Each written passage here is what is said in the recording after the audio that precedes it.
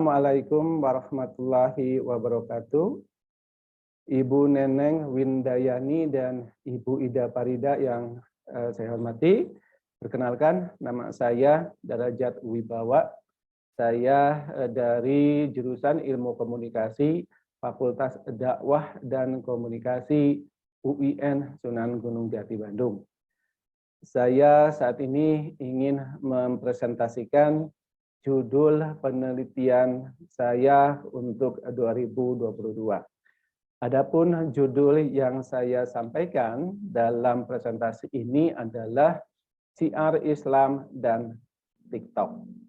Izinkan saya untuk memulainya dengan membagi share screen. Sebentar, mohon maaf.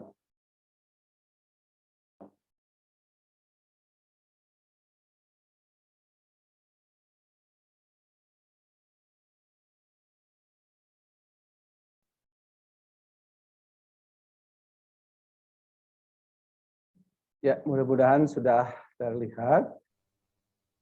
Baik, judul penelitian yang saya lakukan adalah Syiar Islam dan TikTok. Baik, saya akan memulai dengan latar belakang. Nah, di latar belakang ini saya memberikan beberapa catatan, di antaranya tentang perkembangan teknologi, komunikasi, lalu internet dan aplikasi, lalu ciri khas TikTok, lalu generasi Z, dan terakhir adalah penguasaan oleh dai. Jadi semua orang atau saat ini perkembangan teknologi komunikasi itu terus berkembang. Semua orang semua orang pasti mengetahui bahwa saat ini perkembangan teknologi komunikasi itu sudah pada tingkat semakin berkembang, kan begitu ya. Nah, salah satu perkembangan teknologi komunikasi itu adalah berkembangnya penggunaan atau pengembangan internet, ya kan? Mungkin semua siswa dari mulai SD sampai tingkat mahasiswa mengenali apa itu internet. Apalagi ketika kita sudah 2 tahun dalam keadaan pandemi. Pendidikan atau proses pembelajaran itu semua orang sudah tahu menggunakan sistem daring yang tentu saja menggunakan fasilitas internet. Nah, dari internet inilah berimplikasi melahirkan beberapa aplikasi. Ya, tentu saja. Karena ini aplikasi adalah merupakan alat bantu dalam menggunakan internet sebagai sebuah media untuk menyampaikan pesan kepada audiens. Nah, beberapa aplikasi-aplikasi yang membumi saat ini diantaranya adalah misalnya Instagram, lalu ada Facebook, kan? Ada Twitter, dan tentu saja ada TikTok. Nah, TikTok tentu saja memiliki ciri khas yang berbeda dengan aplikasi-aplikasi yang lainnya. TikTok adalah aplikasi yang memberikan kesempatan kepada para penggunanya untuk membuat video pendek, gitu ya, untuk membuat video pendek sehingga nanti video pendek ini bisa dimanfaatkan oleh para penggunanya untuk menyampaikan berbagai pesan-pesan. Nah, dari situlah, mohon maaf sebentar. Nah, dari situlah pemanfaatan yang sebenarnya hanya ditujukan pada generasi Z saja akhirnya berkembang menjadi semua orang bisa menggunakan aplikasi TikTok, asalkan paham betul bagaimana cara menggunakan atau memanfaatkan TikTok ini.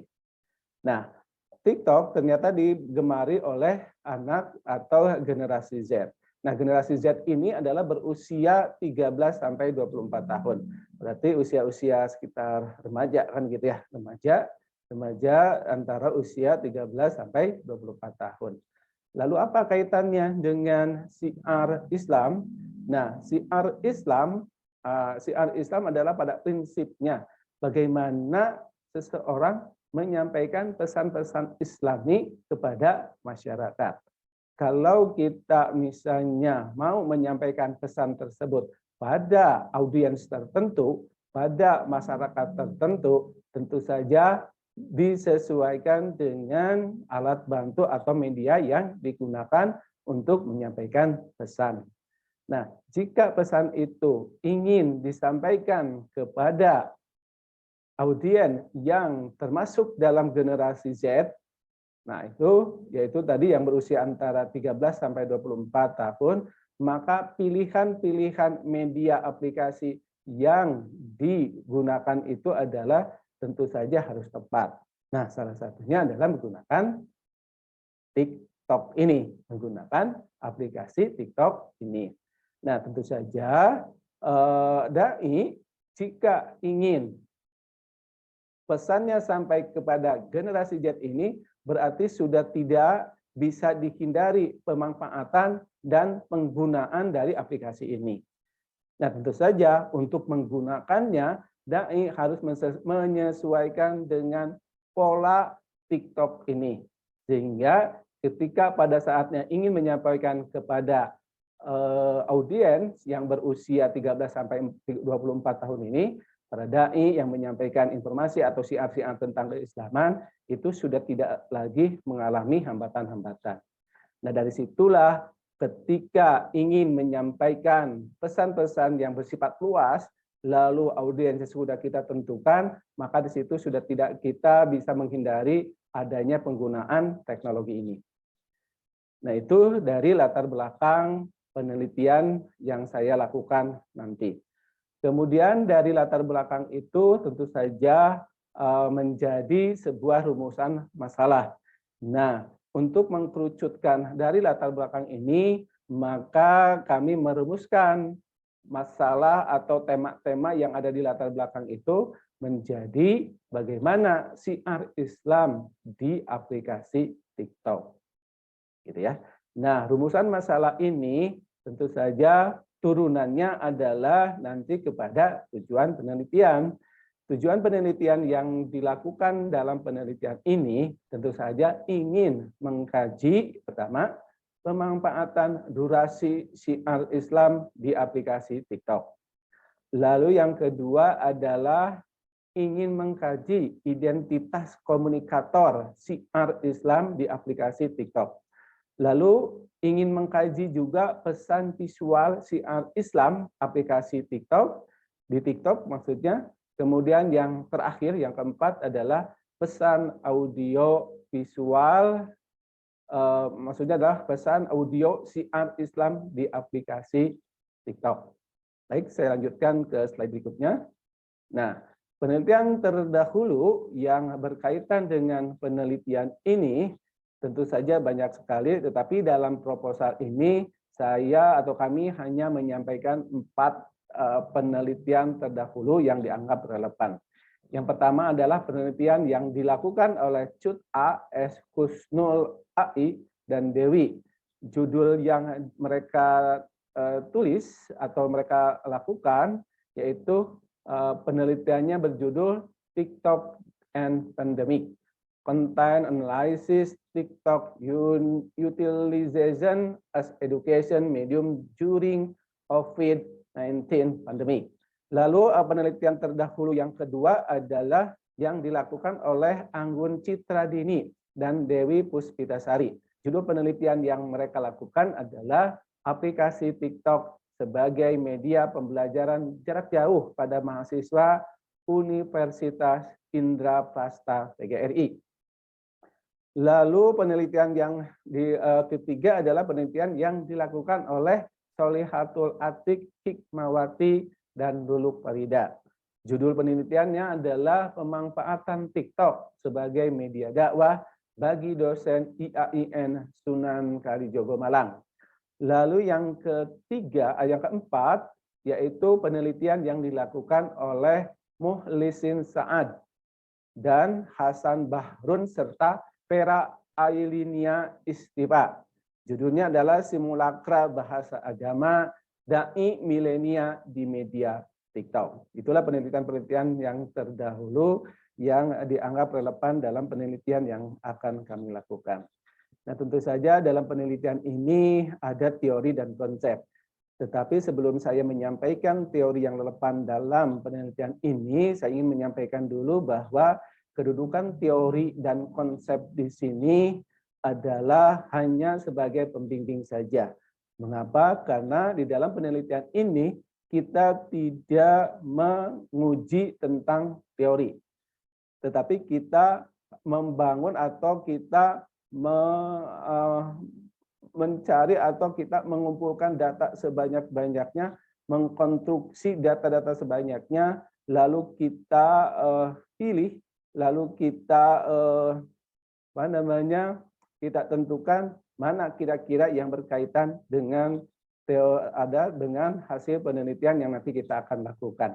Sehingga sekali lagi teori dan konsep di sini hanya sebagai pembimbing saja, sehingga teori dan konsep di sini dalam penelitian yang kami lakukan adalah sifatnya sementara, bergantung pada hasil penelitian yang kita dapatkan nanti di lapangan.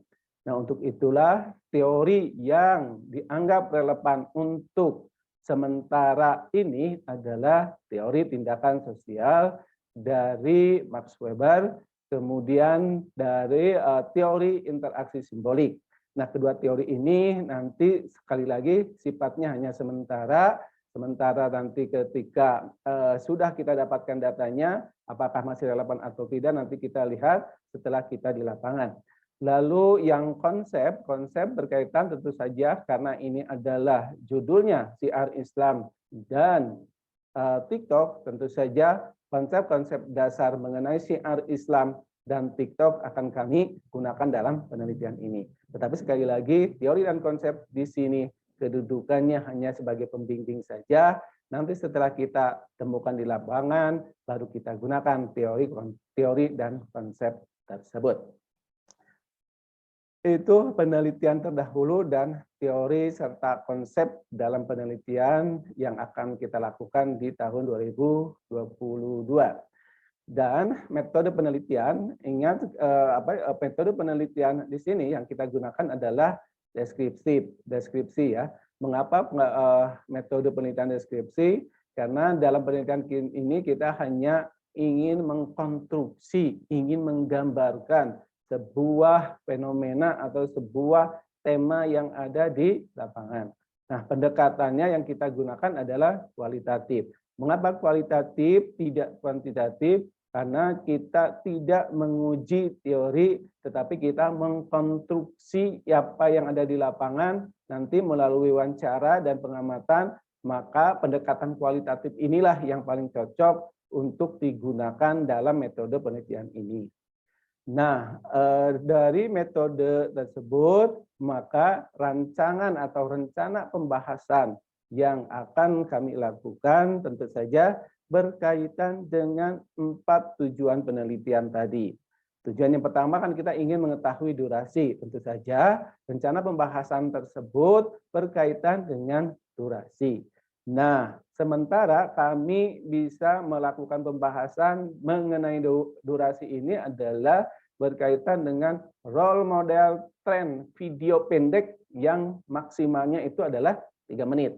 Nah, apakah 3 menit itu nanti kita temukan ataukah memang ada yang kurang dari 3 menit atau 3 menit? Nah, di dalam rencana pembahasan ini kita melihat durasi yang akan dipakai dalam syiar Islam di aplikasi TikTok. Lalu yang kedua adalah tujuan penelitiannya berkaitan dengan identitas. Tentu saja rencana pembahasannya pun juga berkaitan dengan identitas komunikator.